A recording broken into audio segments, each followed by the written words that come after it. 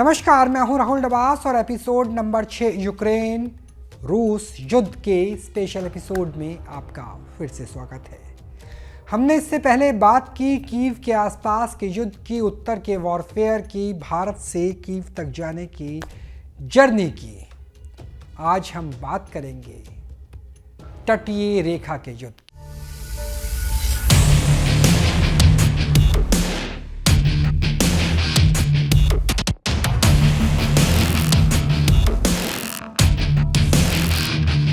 Coastal line warfare episode number 6 में आपका स्वागत है। दरअसल पूरे विश्व की राजनीति को हम किस नाम से जानते हैं? जियोपॉलिटिक्स। इसमें क्या इंपॉर्टेंट है, पॉलिटिक्स या जियो? जियो पहले आता है, पॉलिटिक्स बाद में, यानी जियोग्राफी आपका भूगोल तय करता है, आपका वर्तमान, आपका भविष्य, आपकी राजनीति, आपके दोस्त और आपके दुश्मन भी। बहुत से पॉलिटिकल थिंकर्स का यह मानना है कि Russia is a prison of geography. Russia भूगोल की कैद में कैद है। यही वजह है कि रशिया का मैप, रूस का नक्शा कभी एक जैसा नहीं रहा। वो फैलता है, वो सिकुड़ता है। जार निकोलस सेकंड यानी रशियन रेवोल्यूशन से लेकर के यूएसएसआर के विघटन तक रूस का मानचित्र बदलता रहा है। जब 1998-99 में पॉलिटिकल लीडरशिप पुतिन के पास आई, व्लादिमीर पुतिन जब राष्ट्रपति रहे, प्रधानमंत्री और उसके बाद फिर से राष्ट्रपति, तब वो रूस को सोवियत रूस जैसी भव्यता, शक्ति, आर्थिक और सामरिक ताकत दिलाना चाहते थे। उस चाहत के बीच में एक सबसे बड़ा रोड़ा था भूगोल। भूगोल जिसकी वजह से यूक्रेन और रूस का युद्ध शुरू हुआ। भूगोल जिसकी वजह से कीव से मॉस्को जाने के रास्ते में कोई भौगोलिक अड़चन नहीं, सीधा सपाट सड़क है, एक्सप्रेस हाईवे जैसा रास्ता जो कीव यानी यूक्रेन की राजधानी को मॉस्को यानी रूस की राजधानी से जोड़ती है। वही रास्ता जिसकी वजह से रूस के ऊपर हमला सेकेंड वर्ल्ड वॉर में होता है। अडोल्फ हिटलर ऑपरेशन करता है और उस ऑपरेशन का नाम दिया जाता है ऑपरेशन बारबरोसा। ये जर्मन भाषा का एक शब्द है। उससे 200 साल पहले भी नेपोलियन बोनापार्ट भी हमला करता है, मॉस्को के तितर बितर कर देता है और तब भी कीव का ही रास्ता अपनाया जाता है। इसलिए भूगोल की वजह से यूक्रेन और रूस के युद्ध की शुरुआत हुई। भूगोल की एक और वजह है, रूस भले ही सिप्री की रिपोर्ट के अनुसार दुनिया का दूसरा सबसे शक्तिशाली देश है, जिसके पास दुनिया के सबसे ज़्यादा नंबर 1 पर न्यूक्लियर वेपन्स है, न्यूक्लियर वॉरहेड्स है, लेकिन रूस की अर्थव्यवस्था दुनिया में 12वें नंबर पर आती है। यही वजह है कि अमेरिका के तत्कालीन राष्ट्रपति चाहते थे कि रूस को G20 से बाहर कर दो। रूस के लिए जंग इतनी ज़्यादा महंगी बना दो कि रूस G20 यानी दुनिया की सबसे बड़ी 20 अर्थव्यवस्थाओं से भी पिछड़ जाए। रूस एक बड़ी अर्थव्यवस्था क्यों नहीं बन पाया? दुनिया का दूसरा सबसे शक्तिशाली देश, दुनिया का सबसे बड़ा देश होते हुए भी रूस पिछड़ क्यों रहा है? इसके पीछे की वजह है वार्म पोर्ट यानी गर्म बंदरगाह। आप सोचते होंगे गर्म बंदरगाह कैसे एक देश को प्रिजनर ऑफ जियोग्राफी बना सकता है। दरअसल रूस के पास ठंड के समय, सर्दियों का महीने जो रूस में उत्तरी गोलार्ध की वजह से बहुत ज़्यादा होते हैं, वहाँ पर ऐसा कोई बंदरगाह नहीं जिससे 12 महीने व्यापार किया जा सके। जहाँ समंदर तरल अवस्था में हो, वहाँ समंदर भी जम जाता है। डल के जमने की तस्वीरें आपने बहुत देखी होगी, लेकिन सेंट पीटर्सबर्ग के पास क्या समंदर भी बर्फ में जम जाता है। ऐसे में उन्हें चाहिए था एक ऐसा पोर्ट जो 12 मास हर महीने काम कर सके। 2014 में यूक्रेन पर रूस ने एक और हमला किया था।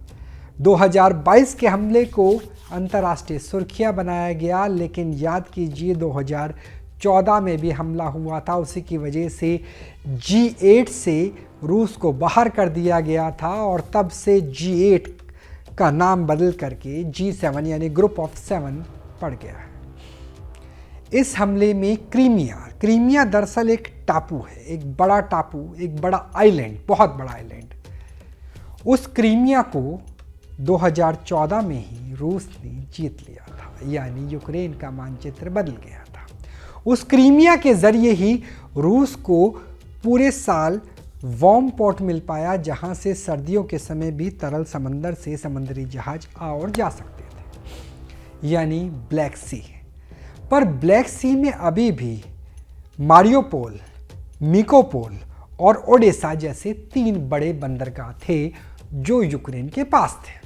अब रूस की कोशिश थी अगर ये तीनों बंदरगाह वाले शहर उसके कंट्रोल में आ जाते हैं, खास तौर पर ओडेसा, तो पूरी कोस्टल लाइन यूक्रेन की रूस के पास होगी और यूक्रेन तक मदद पहुंचाने के रास्ते बेलारूस और हंगरी को छोड़ करके खत्म हो जाएंगे, क्योंकि उस वक्त तक TB2 ड्रोन, जिसकी वजह से बहुत ज़्यादा परेशान था रूस, जिसकी वजह से रूस और ईरान में दोस्ती हुई और वो ईरान की दोस्ती आज भी कायम है। और इसी वजह से ईरान पर सीधा हमला अभी तक बड़े स्तर पर इजराइल नहीं कर पाया, यानी 7 अक्टूबर का बदला नहीं ले पाया। वो दोस्ती भी इसी वजह से हुई थी क्योंकि तुर्की से काला सागर, ब्लैक सागर के जरिए समंदर में बड़े बड़े जहाज़ों से TB2 ड्रोन पहुंचाए जा रहे थे। वो सस्ते ड्रोन हमला करते थे। रूस के पास वो कोई विकल्प नहीं था, रूस के पास इतनी इंडस्ट्री नहीं थी कि वो इतने सस्ते ड्रोन बना सके। वो ईरान के पास जाता है, ईरान से शाहीन यानी कामाकाजी ड्रोन, कामाकाजी एक जापानी शब्द है जिसका अर्थ होता है आत्मघाती, गिरे फट गए, हम भी नहीं रहे और सनम तुम भी नहीं रहे, यानी वो ड्रोन जो कहीं गिरता है तो उस इलाके को ही निगल जाता है। तो जब TB2 ड्रोन मिले, वो भी कामाकाजी थे, तो शाहीन ड्रोन मंगाने लगे। अब अगर कोस्टल लाइन बंद हो जाती है, TB2 ड्रोन की सप्लाई बंद हो जाएगी। अब युद्ध शुरू होता है समुद्री। उत्तर का वॉरफेयर आपने देखा, अब दक्षिण के वॉरफेयर पे आ जाइए। उत्तर से हम कीव को छोड़ चुके थे, यानी जो सुरक्षित इलाका है, जहां बहुत सारे भारतीय चैनल वहां से खड़े होकर के ज्ञान देते थे कि देखिए हम यूक्रेन की राजधानी से आपको युद्ध की तस्वीरें दिखाते हैं। दरअसल कीव के आसपास तो तब तक अप्रैल का महीना आ चुका था, अप्रैल और मई के महीने की बात कर रहा हूँ मैं। युद्ध था ही नहीं, युद्ध तो अब कीव से दूर चल रहा था। तो हमने सोचा कि अगर युद्ध हमारे पास नहीं आ रहा तो हम युद्ध के पास चलते हैं, हम जंग क्षेत्र के पास चलते हैं। हमने मारियोपोल से अपनी ग्राउंड रिपोर्ट की शुरुआत की। मारियोपोल का एक हिस्सा उस वक्त तक रूस ने अपने कब्जे में ले लिया था, दूसरे हिस्से में अभी भी यूक्रेन की सेना लड़ रही थी। मारियोपोल में हमारे लिए महत्वपूर्ण यह था कि वहाँ का डिफेंस इंडस्ट्रियल कॉम्प्लेक्स, वहाँ पर बड़े बड़े हथियार बनाए जाते थे। वो दरअसल रूस का, जब सोवियत रूस हुआ करता था, USSR, तब मारियोपोल एक बड़ा शहर था जहां पर अंतरिक्ष और रक्षा के बड़े बड़े उद्योग थे। यानी रशियन कॉस्मोमॉस, जो रशियन अंतरिक्ष यात्री है, वो भी वहां से जाते थे और उसके अलावा उनके सारा सामान बनता था। और उसके अलावा जो डिफेंस कॉरिडोर था वो भी वहीं पर था, जैसे भारत का है झांसी डिफेंस कॉरिडोर का आपने जिक्र सुना होगा, उसी तरीके से डिफेंस कॉरिडोर सोवियत रशिया का मारियोपोल हुआ करता था। और अभी भी वहाँ पर बड़े बड़े टर्बो इंजन बनते हैं, गैस टरबाइन इंजन बनते हैं, जिनका इस्तेमाल भारत के नौसेना के जहाज भी करते हैं। गोवा शिपयार्ड में उस वक्त 2 नेवल फ्लीट तैयार हो रही थी, नेवल शिप तैयार हो रही थी भारतीय नौसेना की, लेकिन उसके जो इंजन थे वो यूक्रेन से आने थे और इस युद्ध की वजह से वो भी प्रोजेक्ट पूरी तरह से अटक गया था। लिहाजा हमने सोचा मारियोपोल चलते हैं। मारियोपोल में काम करना बहुत मुश्किल था। लगातार सायरन्स बज रहे थे। कई बार ऐसा होता था कि सायरन बजने से पहले ही मिसाइल गिर जाती थी। अब आप सोचेंगे ये कैसे हो सकता है। तो उस वक्त तक रूस दुनिया का एकमात्र देश था जिसके पास हाइपरसोनिक मिसाइल थी। ध्वनि की गति यानी साउंड स्पीड ऑफ साउंड से 7 गुना मार्क 7 से लेकर मार्क 11 तक मार करने वाली किंजर मिसाइल की बात कर रहे हैं, जो इतनी तेज चलती थी कि रडार की सूचना मिलने से पहले वो मिसाइल गिर जाती थी। जब हम वहां पर रहे तब स्थिति ऐसी थी कि पहले धमाका होता था, उसके बाद सायरन बजता था। तो ये स्थिति थी, यानी आवाज आने से पहले ही गिर जाती थी मिसाइल, हाइपरसोनिक मिसाइल। तो वहाँ पर हमने कुछ ग्राउंड रिपोर्ट्स की। उसके बाद हमने सोचा कि मिकोलेव चलते हैं। दरअसल इसके 2 नाम हैं, मिकोलेव और निकोलेव। रशियन मिकोलेव कहते हैं, यूक्रेनी निकोलेव कहते हैं। दरअसल ये नीप्रो नदी के किनारे बसा हुआ इलाका है। नीप्रो जो कीव से लेकर के और ब्लैक सी तक जाती है, काला सागर तक जाती है।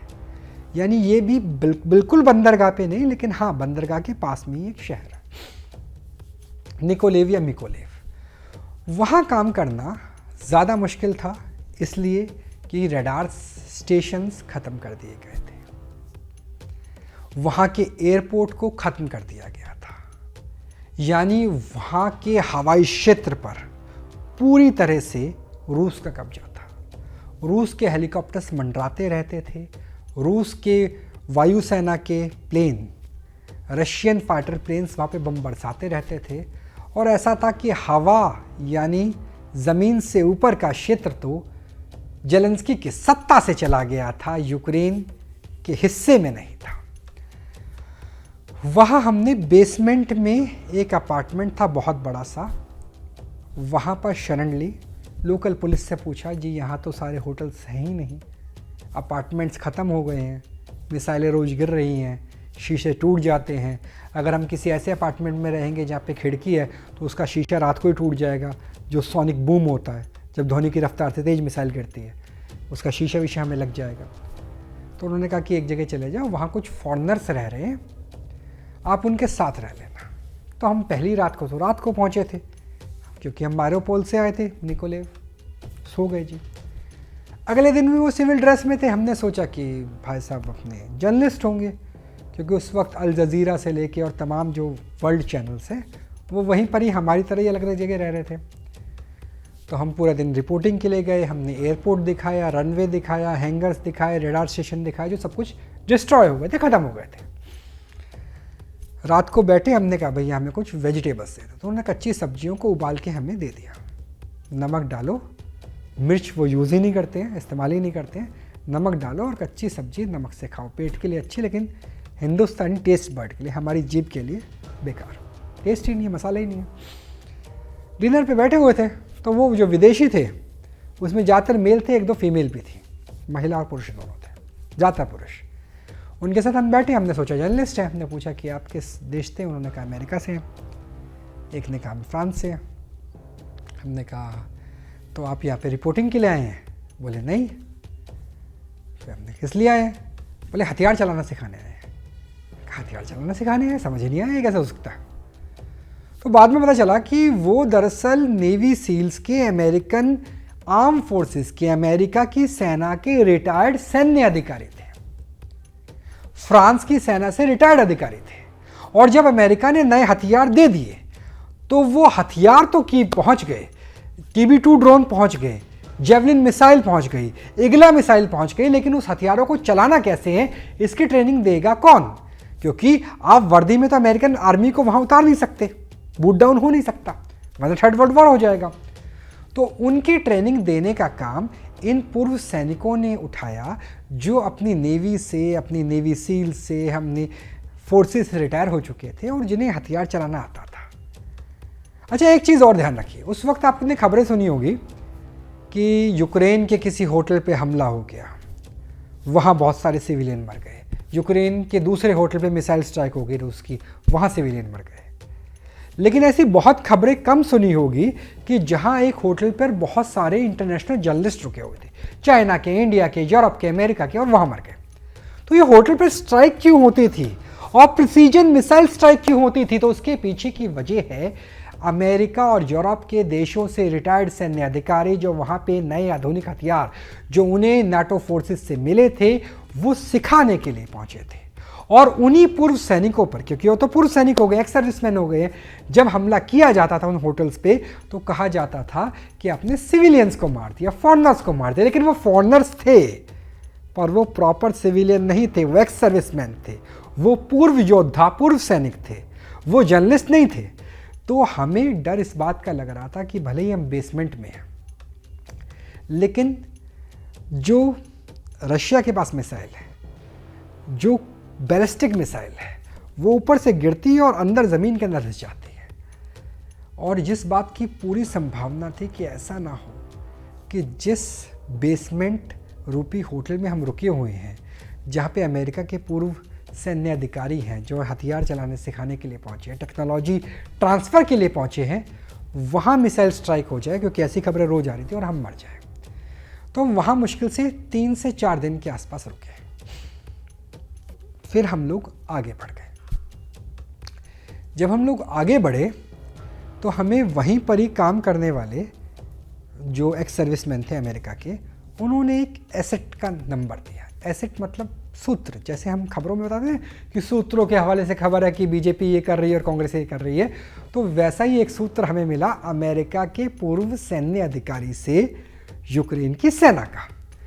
उसने कहा यार आप उनके पास जाओ और वो आपको हेलीकॉप्टर पे लेके चलेंगे जी, और आपको सेकंड लाइन ऑफ डिफेंस पे लेके चलेंगे। अब ये सेकंड लाइन ऑफ डिफेंस क्या होता है? आपने फर्स्ट वर्ल्ड वॉर की डॉक्यूमेंट्री देखी होगी, क्योंकि अगर अभी तक आप मेरा पॉडकास्ट सुन रहे हैं, इस सीरीज़ को सुन रहे हैं, तो आपको इतना तो अनुभव हो गया होगा first world war, second world war कैसी होती है। ट्रेंचेस यानी खंदकों को, खाइयों को खोदा जाता है, मशीन गन्स को लगाया जाता है और उन मशीन गन्स के ज़रिए एक दूसरे पर सेना अटैक करते हैं, खंदक खोद के, खाइयाँ खोद के।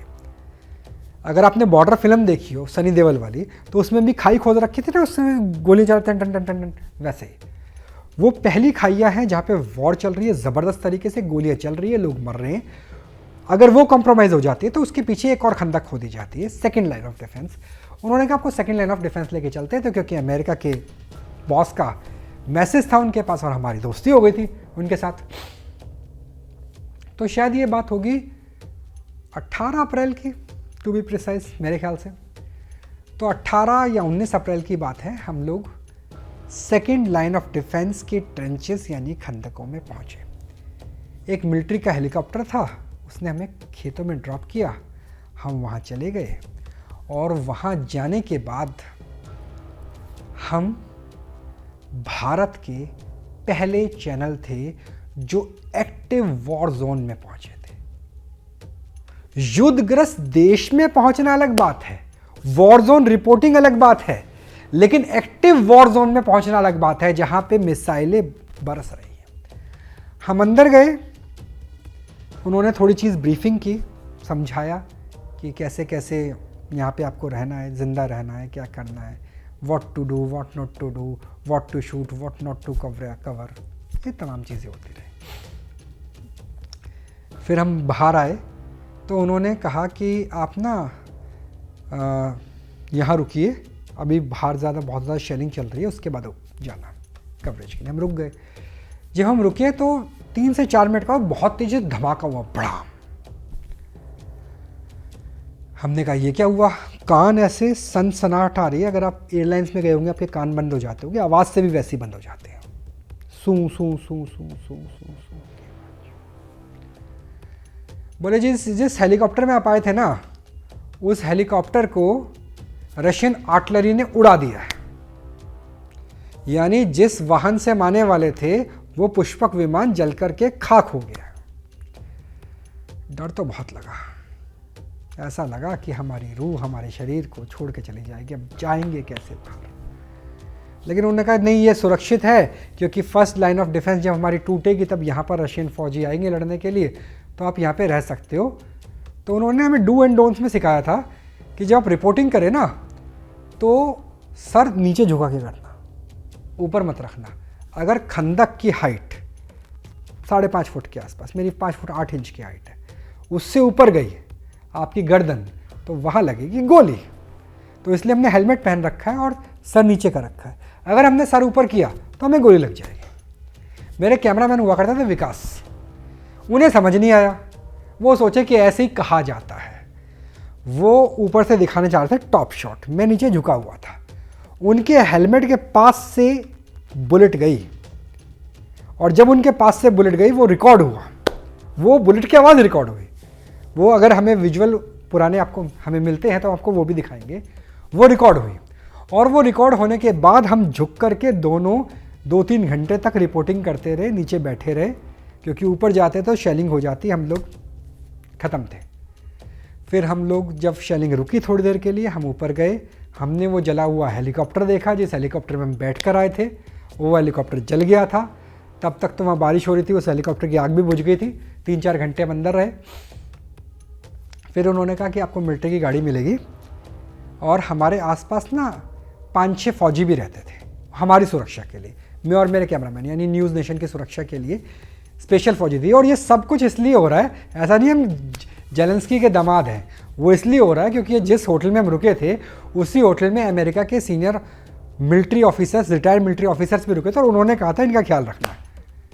वरना जिस देश में लड़ने के लिए सैनिक ना हो, उस देश में सैनिक हमारी हिफाजत के लिए होंगे, ऐसा नहीं होता है। हेलीकॉप्टर से हमें लेकर जाएगा, ऐसा भी नहीं होता, ऐसा किसी जर्नलिस्ट को ट्रीटमेंट नहीं मिला। लेकिन ये कि जब आप रिस्क लेते हो तो कुछ फ़ायदे भी होते हैं। तो हम वहाँ से बड़ी मुश्किल से निकले, उस हेलीकॉप्टर को हमने शूट किया जो हेलीकॉप्टर उड़ गया था। गाड़ी में बैठे, गाड़ी में बैठ करके हम वॉर जोन से पीछे जाने लगे। पीछे की तरफ हमारी गाड़ी थी, हमारा इनको जो हमारा ड्राइवर है वहाँ था, हम उसमें बैठे और वहाँ से हम निकलने लगे। अब उसके बाद 2-3 चेक पोस्ट पड़े। 2-3 चेक पोस्ट इसलिए क्योंकि हम एक्टिव वॉर जोन से आ रहे थे। हमने गाड़ी भी थोड़ी आगे बुला ली थी क्योंकि हेलीकॉप्टर उड़ गया था जिससे हम आए थे उसमें। और हर बार ना डिक्की खुलवा रहे। मैंने अपने ड्राइवर से पूछा, 2-3 बार डिक्की खुल गई। मैंने कहा भाई हमारे पास वॉर पास है, तुम यूक्रेन के नागरिक हो, ये डिक्की क्यों खुलवा रहे हैं? ऐसा तो है नहीं कि हम हथियार लेके AK-47 लेकर के यहाँ पे घूम रहे होंगे। बोले जी चेक पोस्ट पे डिक्की इसलिए खुलवा रहे हैं कि ऐसा ना हो कि यूक्रेन के सैनिक हमारी डिक्की में बैठ करके, हमारे बूट पे बैठ के भाग रहे हो। सोच रहे हैं ज़रा कि क्या खौफ होता है और क्या स्थिति थी यूक्रेन की। आप सोच सकते हैं भारत का कोई जवान, चाहे वो राजपूताना राइफल्स का हो, चाहे वो जाट रेजिमेंट का हो, चाहे वो महार रेजिमेंट का हो, कि अपनी फ्रंट को, अपनी पोस्ट को छोड़ करके भाग जाएगा, चाहे सामने पाकिस्तान हो या चीन। लेकिन रूस के डर से यूक्रेन के फौजी भाग रहे थे, सिविलियंस की गाड़ी की डिक्की में भर के भाग रहे थे। इसलिए हमसे बार बार डिक्की खुलवाई जा रही थी, पासपोर्ट, वॉर पास देखने के बावजूद कि आपकी डिक्की में कहीं हमारे फौजी तो नहीं भाग रहे। फिर हम 30-35 किलोमीटर दूर गए तो हम एक्टिव वॉर जोन से दूर आ गए।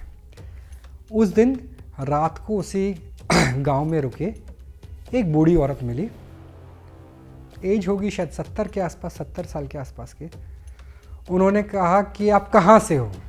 मैंने सोचा मेरा नाम पूछ रही है, क्योंकि हमारे रशियन तो इतनी ही है जो आपको बताए थे, मियो द प्रेसो हिंदू। मैंने कहा राहुल। कहाँ से हो? राहुल। फिर मेरा ड्राइवर आया, बोले आप किस देश से हो? मैंने कहा इंडिया। बोले ओ हिंदू हिंदू।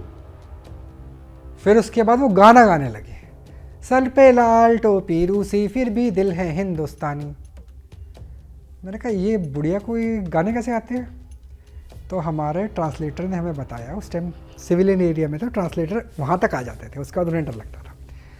बोले जी वर्ल्ड सिनेमा ना सोवियत युग में बैन हो गया था, तो इंडिया की ही फिल्मों को ट्रांसलेट करके, या फिर नीचे जो आता है ना इंग्लिश में लिखा होता है कई बार, उस टाइप से एब्रीवेशन के साथ दिखाया जाता था।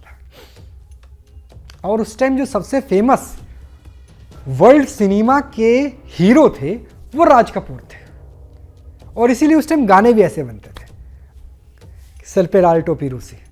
तो इसलिए जो ये बुजुर्गवान हैं, इन्हें राज कपूर के फिल्मों के गाने याद हैं।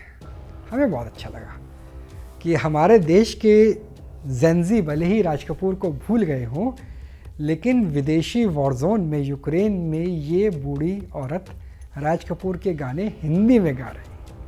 तो सोचिए वो कितनी बड़ी फ़ैन अपने ज़माने में राज कपूर की रही होगी। रात बड़ी अच्छी गुजरी क्योंकि हिंदी ज़बान हमने सुनी यूक्रेनी महिला से।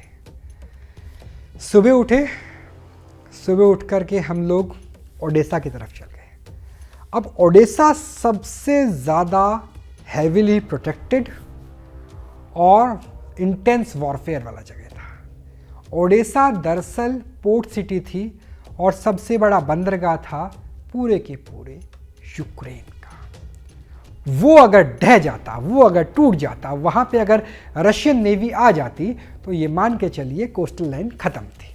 क्योंकि मिकोलेव, निकोलेव, मारियोपोल ये सब ऐसा था कि आज नहीं तो 15 दिन के बाद चला जाएगा, और मारियोपोल तो चला ही गया। मिकोलेव का भी अभी भी आज की तारीख में भी डेनिप्रो नदी के ईस्ट वाला इलाका यानी आधा शहर रूस के कंट्रोल में है। तो हम जी वहाँ चल रहे थे। जैसा हम देखते हैं कि हमारी आदत है कि दाएं तरफ से एक कैमरामैन देखेगा, रिपोर्टर देखेगा, बाएं तरफ से जहाँ धुआं नज़र आएगा वहाँ हम भाग जाएंगे। तो हमें धुआं नज़र आया, खेतों के बीच में से गाड़ी निकाल के हम धुएं के पास पहुँचे। तो वो दरअसल एक डैम था, जिस डैम से पानी को इकट्ठा करके, उसी नदी जिसकी हम बात करें नीप्रो नदी, पानी इकट्ठा करके बड़े बड़े पाइपलाइन के ज़रिए पहुँचाया जाता था ओडेसा। ओडेसा तीसरा सबसे बड़ा शहर है, कीव, खार्किव और ओडेसा। तो ओडिशा सबसे बड़ी पोर्ट सिटी है, यानी मान के चलिए कि वो विशाखापट्टनम है। जैसे इंडियन नेवी के लिए विशाखापट्टनम है ना जी, बिल्कुल वही चीज़ ओडेसा की भी है यूक्रेन के लिए। तो बोले जी मिसाइल स्ट्राइक हुई थी, 3 मिसाइलें, और तीनों मिसाइलों को हमारे इंटरसेप्टर ने इंटरसेप्ट किया, यानी हवा में उस मिसाइलों को तोड़ दिया गया और वो मिसाइलें टूट करके गिर गई और हमारा बांध सुरक्षित है।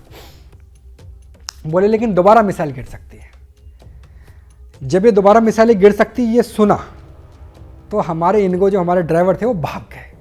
बोले मैं जा रहा हूँ गाड़ी के पास, तुम तो यहाँ मरने के लिए आए हो अपने देश से, मुझे अपने देश से भी प्यार नहीं है, मुझे अपने बीवी बच्चों से प्यार है, मुझे मरना भी नहीं है। भाई वो चले गए। फिर हम लोग वहाँ रिपोर्टिंग कर रहे हैं और हमें भी जल्दी रिपोर्ट ख़त्म करना है। हमें सोच रहे कि रिपोर्टिंग ख़त्म करेंगे, दोबारा मिसाइल स्ट्राइक करे उससे पहले वो बांध टूटे, हम वापस निकल जाएंगे। इतने आगे वहाँ पे यूक्रेन की आर्मी थी, पैरामिलिट्री थी, I am not very sure. उन्होंने पूछा कि आप क्या करने आए हो, तो मियो द प्रेसो हिंदू तो आ गया।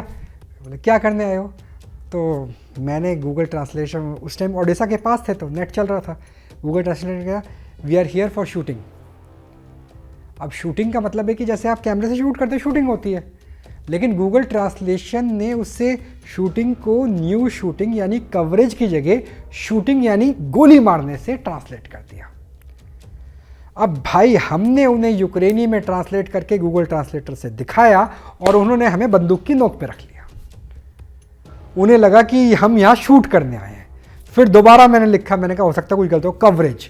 फिर उन्होंने दिखाया, मैंने कहा हो कि आपको गूगल ट्रांसलेटर टेक्नोलॉजी पर ज़्यादा भरोसा करना नहीं, करना है तो शब्द बहुत चुनने हैं।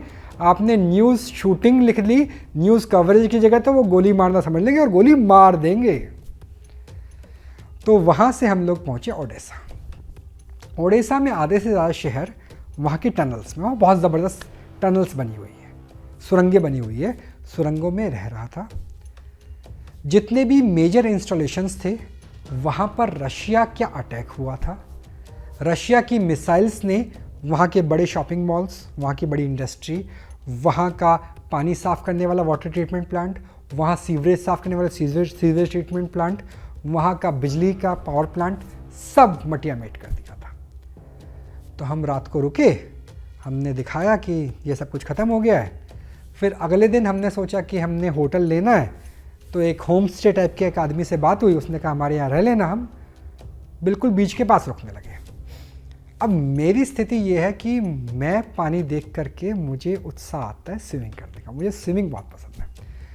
और जब आप पिछले 2 महीने से वॉर जोन में हैं और आपको बड़ी मुश्किल से बीच मिला है, और क्योंकि हम 700 किलोमीटर नीचे आ गए थे नॉर्थ से, बेलारूस से, तो तापमान भी थोड़ा सा ठीक था, शायद 10 डिग्री के आसपास का तापमान रहा होगा। टेम्परेचर सही मिला है, मैं स्विमिंग के लिए भागने लगा। जो हमारा होम स्टे का लैंडलॉर्ड था उसने रोका, स्टॉप स्टॉप स्टॉप स्टॉप। हम रुक गए। क्यों रोक लिया यार, बीच पे तो जा रहे, स्विमिंग करते हैं तो क्या हो गया, फिर वापस आ जाएंगे। बोले जी बीच पे लगी हुई है एंटी-पर्सन लैंड माइंस, पानी में लगी हुई है वाटर माइंस, आप अंदर घुसे और आप उड़े, आप स्विमिंग करे आप उड़े, क्योंकि यहाँ पर कभी भी रशिया की नेवी पहुँच सकती है। क्रीमिया से उनकी फ्लीट पूरी की पूरी, जो ब्लैक सी की फ्लीट है वो निकल चुकी है इन्वेड करने के लिए, यानी एम्फीबियस ऑपरेशन करने के लिए समुद्री तट ओडेसा पर। यही अलर्ट हमें वहां पे फौजियों ने दिया। बोले जी भाग जाओ, यहां कभी भी रशियंस आ जाएंगे। अब हम डरे और हम भागे तो कैसे, कहां से भागे? हमारे पास यूरोपियन यूनियन का पास वीज़ा, यूरोजोन का शेनेगन वीज़ा। शेनेगन वीज़ा काम करेगा हंगरी में, शेनेगन वीज़ा काम करेगा पोलैंड में। अब उन दोनों देशों से हम पूरे दूर, वहां जाएंगे तो उससे पहले कहीं ऊपर वाले के पास ना पहुंच जाए। तो हमने सोचा कि हमारी इंडियन एम्बेसडर से बात हुई थी, कुछ IFS ऑफिसर थे, उनसे बात हुई थी। उन्होंने कहा कि आप अगर मोल्डोवा पहुंच जाते हैं तो मोल्डोवा में आपको स्टेपल वीज़ा मिल जाएगा। तो हम वहाँ से भागे मोल्डोवा। मोल्डोवा लगभग 40 किलोमीटर दूर है, बिल्कुल पास में है। वहाँ पर पहुँचने लगे तो रास्ते में थे, हमने गूगल मैप लगा करके दे दिया अपने ड्राइवर को, इनको बोला कि ठीक है चल रहे हैं। फिर उसने मैप को जूम करके देखा, उसे लगा कि हम बॉर्डर के पास जाए, तो बोले मोल्डोवा। मैंने कहा या मोल्डोवा। उसने गाड़ी रोक दी। भाई क्यों रोकी? बोले मोल्डोवा में तो रशियन आर्मी मौजूद है, उस देश में चल रही है सिविल वॉर, गृह युद्ध, और वहाँ रशियन फोर्सेस है। जब भी ओडेसा पे हमला होगा तो क्रीमिया की नेवल फ्लीट से होगा और मोल्डोवा से होगा, दोनों तरफ से क्रश कर दिया जाएगा ओडेसा को। ने फिर वहाँ से गाड़ी घुमाई। तब तक हमारे पास अप्रूवल आ गया, हमने अप्लाई किया था यूरोपियन यूनियन की डिफेंस एक्सरसाइज से के लिए, यूरो डिफेंस एक्सरसाइज 2022। दरअसल यूरोप को लगने लगा था कि थर्ड वर्ल्ड वॉर छिड़ने वाला है, इसलिए अमेरिकन फोर्सेस उसके साथ स्पेन, फ्रांस, पोलिश, जर्मन, ये सारी फोर्सेस मिल करके वॉर एक्सरसाइज कर रही थी, युद्ध अभ्यास कर रहे थे। हमें उस युद्ध अभ्यास के लिए कीव से होते हुए वॉर्सोवा तक जाना था, यानी पोलैंड वापस जाना था। हम भाग रहे थे, रात का समय हो गया था। हमने कहा चलो, हमारा जो टैंकर था ना जिसमें बेंजीन यानी डीजल भरवा के रखते थे, आपको पहले एपिसोड में बताया था, वो टैंकर हो गया था खाली। मैंने कहा इनको को, अपने ड्राइवर को, भाई रात में 8 घंटे के अंदर अंदर हमें पहुंचना है कीव, और सुबह ट्रेन लेकर हम निकलेंगे इस देश से बाहर, क्योंकि हमें वॉर एक्सरसाइज कवर करनी है। क्योंकि हमारे पास परमिशन जो लेटर थी वो अगले दिन के लिए थी कि अगले दिन की आपके पास परमिशन है वहाँ काम करने के लिए। बोले तेल, मैंने कहा यार कोई तो पेट्रोल पंप खुला होगा, 500 किलोमीटर दूर जाना है, 500 किलोमीटर में 5 पेट्रोल पंप तो आएंगे, भरवा लेंगे चलो। पैसा तो हमारे पास डॉलर्स थे, हमने कहा डॉलर मारेंगे, उनके मुंह पर कहेंगे पेट्रोल भरो, बेंजीन डालो, डीजल भरो। तो हम चले गए रात को 12-1 बजे के आसपास। अब हमें पेट्रोल पंप सारे मिले बंद, हाईवे के, मेन हाईवे। सोचिए दिल्ली मुंबई का हाईवे, ओडेसा क्योंकि पोर्ट सिटी और कैपिटल का हाईवे, और पेट्रोल पंप सारे बंद, कुछ जले हुए कुछ खाली। बिल्कुल लास्ट में आ गए, और मुझे अभी भी याद है हमारे ड्राइवर ने कहा जी 20-25 किलोमीटर के बाद गाड़ी हो जाएगी बंद। और यहाँ इतनी ठंड में माइनस टेम्परेचर में रहना, क्योंकि हम नॉर्थ की तरफ जा रहे थे, पॉसिबल नहीं है, मर जाएंगे। हमने कहा चलो भगवान का नाम रहते हैं, जो लिखा है ऊपर वाले ने वो करेंगे। हम आगे चले तो आगे हमें साइड में एक टूटी हुई अवस्था में, जला हुआ नहीं था, टूटा हुआ था, रशियन टैंक नज़र आया। क्योंकि हम कीव की तरफ पढ़ रहे थे और कीव के आसपास तो रशियन फोर्सेस पहुंच ही गई थी लगभग 28 फरवरी के आसपास ही, और अब तो हम मई के महीने में थे।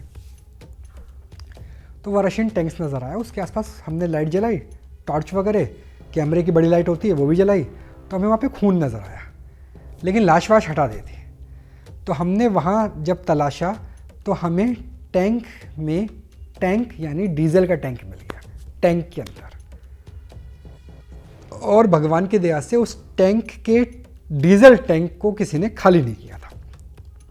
हमारे इनको ने बड़ी मुश्किल से उस जले हुए या टूटे हुए टैंक से डीजल निकाला, बकेट में भरा, जो हम कैन लेके चलते थे, बड़ी वाली कैन, उसे अपनी गाड़ी में डाला, और बमुश्किल हम लोग कीव पहुंच पाए। यानी सोचिए खून से सने हुए रूस यानी दुश्मन देश के टैंक के अंदर से हमने बेंजीन यानी डीजल को निकाला, और तब जा कर के हम कीव पहुंच पाए। और कीव से हमें जाना था वापस मेनलैंड पोलैंड, यूरोप और यूरोप के अलग अलग देशों में हमें American forces, French forces, Spanish forces, Italian forces, German forces, Polish forces के साथ मिलकर काम करता था। कैसी रही थी उस वक्त थर्ड वर्ल्ड वॉर की तैयारी, कैसे पूरे नाटो के देश एक साथ इकट्ठे हो गए थे कि अगर यूक्रेन के बाद पोलैंड पे हमला हुआ, एस्टोनिया पे हमला हुआ, किसी भी बाल्टिक देश को निशाना बनाया गया तो थर्ड वर्ल्ड वॉर की शुरुआत हो जाएगी। थर्ड वर्ल्ड वॉर की तैयारी कैसे थी, नेक्स्ट एपिसोड में हम आपको जरूर बताएंगे, यानी एपिसोड नंबर 7 में। तब तक हर एक खबर से बाखबर होने के लिए बने रहिए न्यूज नेशन के साथ। राहुल डबास को दीजिए इजाजत। वंदे मातरम, जय हिंद, नमस्कार।